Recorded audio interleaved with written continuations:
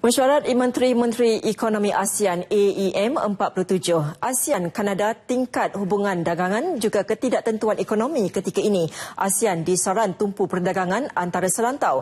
Laporan lanjut bersama Lim Feng Feng di Pusat Konvensyen Kuala Lumpur. Silakan. Terima kasih Nur Lela di Angkasa Puri. Salam sejahtera dan salam sehati sejiwa. Laporan Nasional 5 hari keempat Mesyuarat Menteri-Menteri Ekonomi ASEAN ke-47. Hubungan perdagangan antara ASEAN dan Kanada bakal ditingkatkan menerusi pelan tindakan kerjasama ekonomi. Melalui pelan tindakan tersebut, jumlah dagangan antara negara terlibat dijangka bertambah 2 kali ganda menjelang 2020. Menteri Perdagangan Antarabangsa dan Industri Datuk Seri Mustapa Mohamad menjelaskan jumlah dagangan antara ASEAN dan Kanada kini berjumlah $19 bilion Kanada. Diluluskan tadi satu economic cooperation roadmap untuk tahun depan hinggalah tahun 2020. Kita nak supaya roadmap itu diselaraskan dengan visi ASEAN 2025. Termasuklah kita nak kembangkan umpamanya SME, ini satu prioriti kita, maka kita minta supaya Kanada terus memberi tumpuan tinggi kepada bidang PKS. Jadi tadi diluluskan roadmap ini, termasuklah rancangan untuk melipat gandakan perdagangan antara ASEAN dan Kanada 2 kali ganda tahun 2020. Beliau ditemui selepas menghadiri dialog bersama Majlis Perniagaan Kanada ASEAN. Mengulas lanjut mengenai perkara itu, Presiden Majlis Perniagaan Kanada ASEAN, Wency Farmer berkata, pihaknya komited untuk meneruskan hubungan perdagangan dan pelaburan dalam beberapa sektor di ASEAN.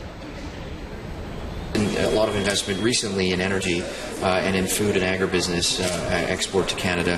A lot of investment in investment in education in terms of students from this part of the world going to Canada, and I think there's a number of them that can occur. Certainly, also the BPO sector and ICT investment between Canada and Asia is quite large, particularly the Philippines.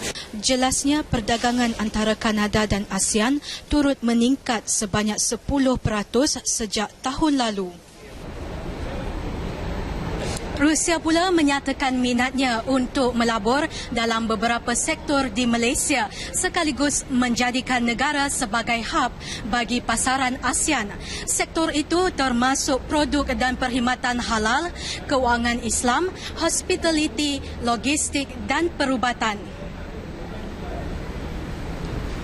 Menurut Presiden Persatuan Rantau Rusia, Lina Yakupov, antara faktor pihaknya memilih Malaysia adalah kerana negara ini mempunyai pengeluar dan pembungkusan produk serta perkhidmatan halal yang berkualiti tinggi. Selain itu, Malaysia juga mempunyai hubungan dagang yang baik dengan negara-negara Islam yang lain, menjadikan ia sebagai contoh hub halal bagi Rusia. In Russia, we have at least minimum 20 million Muslim population. That's one. And also, from the experience that we have, certainly now in Russian Federation we have halal certification bodies. We have National Halal Association of National Halal Industry. Tambah beliau, Rusia akan memanfaatkan infrastruktur yang dibangunkan dengan baik di Malaysia untuk mengakses pasaran rantau ini. Yakupov yakin perdagangan antara Malaysia dan Rusia akan terus dipertingkat menerusi pelbagai kerjasama melalui platform ASEAN.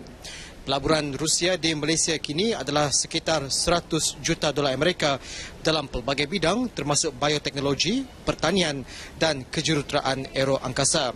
Yakupov ditemui selepas menghadiri rundingan ASEAN Rusia keempat yang dipengerusikan Menteri Perdagangan Antarabangsa dan Industri Datuk Seri Mustapa Mohamad. Dalam ekonomi dunia yang semakin bersepadu, sesebuah negara tidak mampu lagi bergerak secara bersendirian dalam menghadapi cabaran ekonomi semasa. Justeru peranan yang dimainkan ASEAN semakin kritikal dalam membangunkan sebuah rantau yang kukuh dan padu ke arah pewujudan AEC. Menurut Timbalan Ketua Kluster Ekonomi dan Pengurusan Majlis Profesor Negara, Profesor Dr. Jamal Osman, cadangan mewujudkan AEC yang tercetus menerusi kawasan perdagangan bebas ASEAN merupakan antara langkah penting dalam memastikan rantau ini terus berdaya tahan dan dapat maju bersama.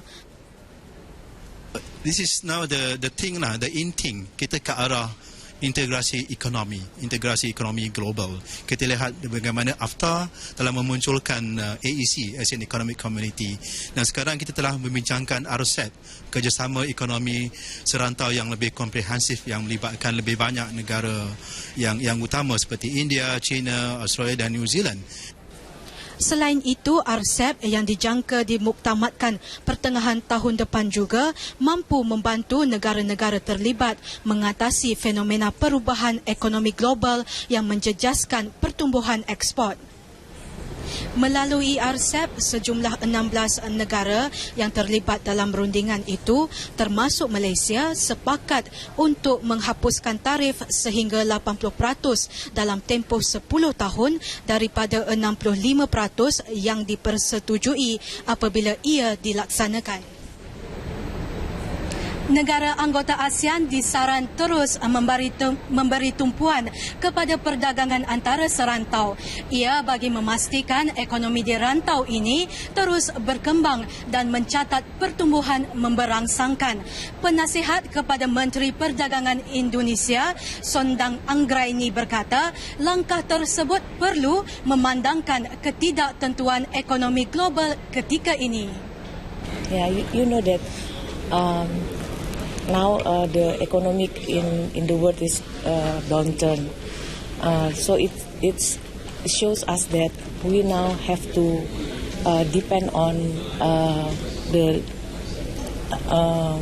trade between ASEAN. It's become more important between ASEAN. As you may be aware, even though our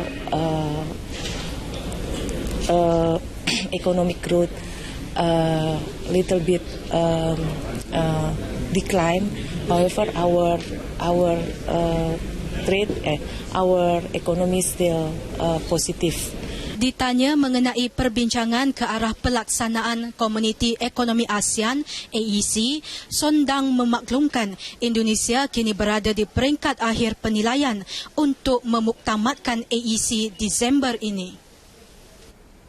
Dalam perkembangan yang sama, Presiden Majlis Perniagaan Kanada ASEAN, Wency Farmer berkata, penyusutan nilai mata wang beberapa negara di rantau ini tidak menjejaskan pelaburan Kanada. Secara purata, pelaburan di ASEAN meningkat 10% setiap tahun.